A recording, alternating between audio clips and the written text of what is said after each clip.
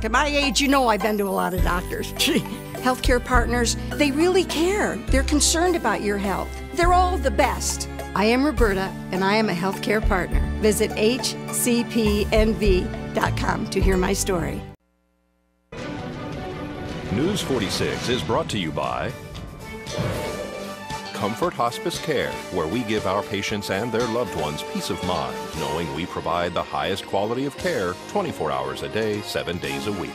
For more information, call 775-751-0349. News is also brought to you by Bees Embroidery and Garment Printing, specializing in custom and personalized decoration of gifts, garments, and more. Call 775-727-9444.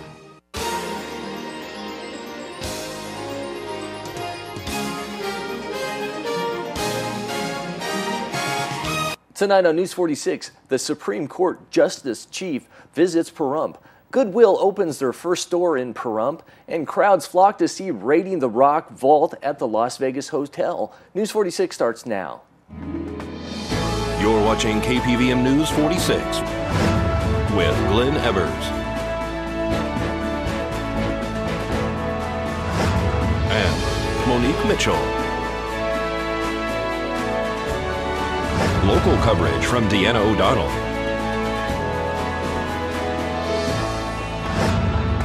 News 46. Local coverage you can count on.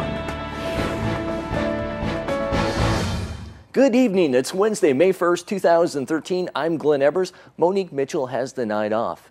Well, today, May 1st, is Law Day USA. Law Day is meant to reflect the role of law in the foundation of the country and to recognize its importance for society. Nevada Supreme Court Justice Chris Pickering visited Pahrump in honor of this special day. The judge was invited and escorted around to the town with District Attorney Brian Kunze and District Judge Kim Wonker.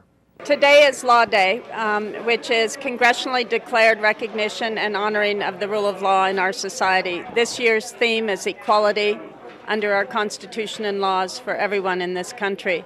And D.A. Kunze invited me out, and he and Judge Wonker have shown me around. We began at the League of Women Voters at a breakfast at the Nugget this morning. We went to the middle school and talked to a great group of 8th graders, and now we're here. 8th graders, you talked a little bit about the voices being heard for minors in the court.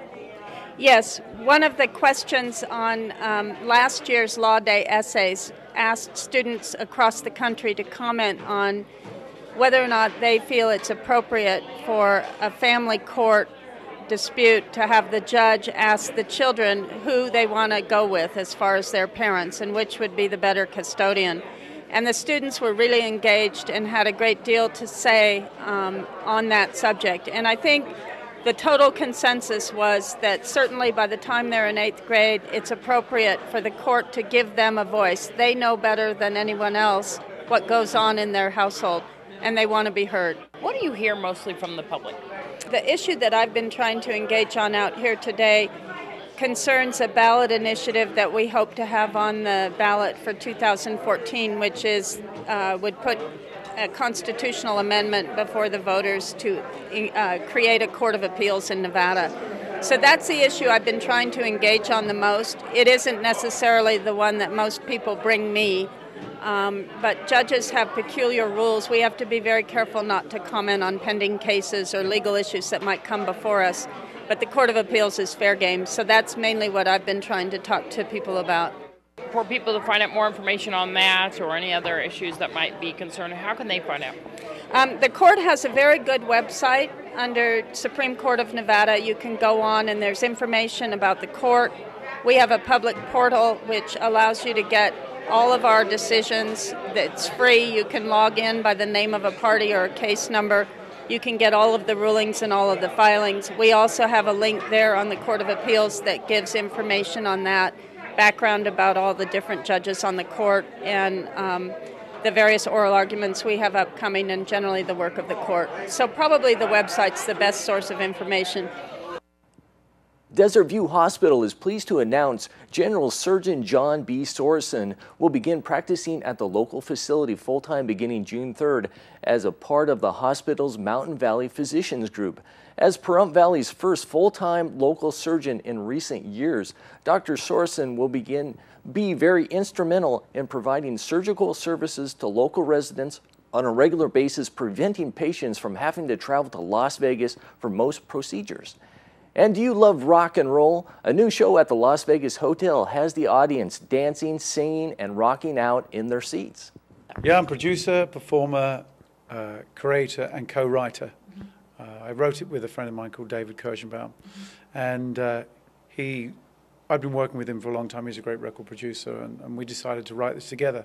2 years ago, I was given an idea of putting a band together, playing the greatest songs, really good musicians. I went to a few very high up people in the industry, and they thought it was a good idea to tour it on a big scale, lots of trucks. But there wasn't really the money to make it worthwhile, really. So what we decided to do, or I came up with an idea of actually making it a chronological story and all the other social and political things that happened along the line. So I sat down with David Kirschenbaum. We thought, right, we're starting in 1948. We're going to be in the White House. There's unrest, there's racial issues, and let's see how music impacted that. So we went from that, and we went to 1990. And we span also parallel. There are two things going on. There's 4 actors who grow older with it, starting in the 60s. And there's also the history of radio on the other side of the stage. The thing that is interesting is that you're going through 3 decades there. Are you changing the songs as you go along? I know that you're adding guest performers too as well. Will you be, or have you been, changing the actual songs that are being performed? Well, luckily we've got a plethora of players. You know, I've got Howard Leese from Heart, I've got Tracy Guns from Guns N' Roses, I've got Robin McCauley from MSG and Survivor, Andrew Freeman from Offspring, I've got Jay Shelton from Asia. I've got such a wonderful band. I've got Paul Shortino from Quiet Riot. And we also perform the songs, not as just one singer necessarily singing the whole songs. They'll sing certain parts of the songs.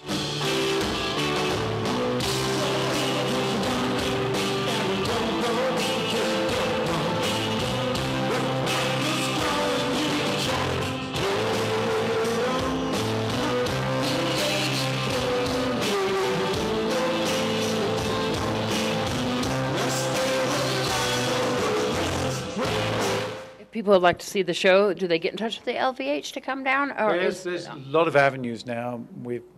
If anyone's in Vegas, they'll see our buses wrapped and on taxis and stuff. But they can come straight to the LVH box office, or they can go online to the LVH, or they can go to Vegas.com selling tickets. And most of Ticketmaster and all these places are selling tickets for the show now. Do you guys have a time that you're playing through, or is this an indefinite show that's home here at the LVH? This is an indefinite show here. I mean, our initial contract here is for a year, and we just love being here. You know, it's hard for everybody. You're taken away from your home when you do something like this, but it's like being on tour, but you just don't move.